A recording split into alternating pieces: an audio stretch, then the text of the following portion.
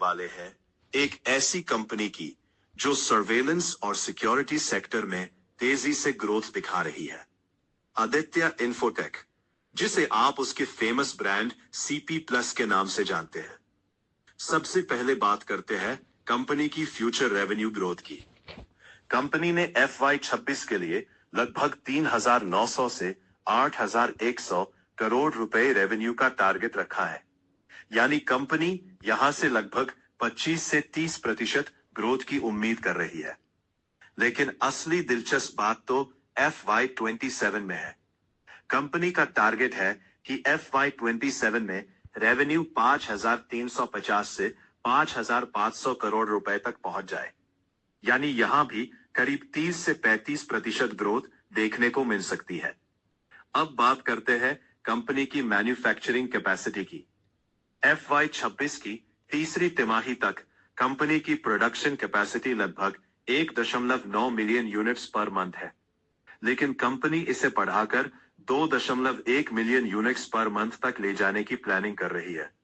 और ये expansion FY26 की चौथी तिमाही तक पूरा हो सकता है। इसके अलावा कंपनी कई स्ट्रेटेजिक पार्टनरशिप्स भी कर रही है। जैसे L&T सेमीकंडक्टर के साथ मिलकर कंपनी लगभग 9 million next generation IP cameras बनाने के बड़े कॉन्ट्रैक्ट पर काम कर रही है। साथ ही क्वालकॉम के साथ मिलकर company AI based video intelligence solutions develop कर रही है। कंपनी अपनी मैन्युफैक्चरिंग कैपेसिटी भी तेजी से बढ़ा रही है। आंध्र प्रदेश के कड़ापा में कंपनी एक नया मैन्युफैक्चरिंग प्लांट बना रही है, जो 2026 के मध्य तक शुरू हो सकता है।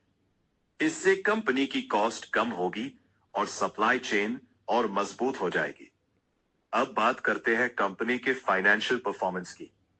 FY 2025-26 की तीसरी तिमाही में कंपनी की रेवेन्यू ग्रोथ लगभग 37.3% रही और रेवेन्यू बढ़कर करीब 1,122 करोड़ रुपए तक पहुंच गया। लेकिन सबसे चौंकाने वाली बात यह है कि कंपनी का नेट प्रॉफिट 138% से ज्यादा बढ़कर करीब 96 करोड़ रुपए तक पहुंच गया।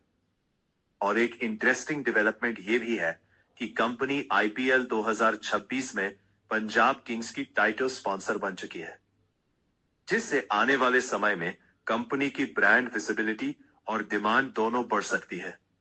कुल मिलाकर अगर कंपनी इसी तरह ग्रोथ दिखाती रही तो आने वाले समय में यह स्टॉक काफी मजबूत परफॉर्मर बन सकता है।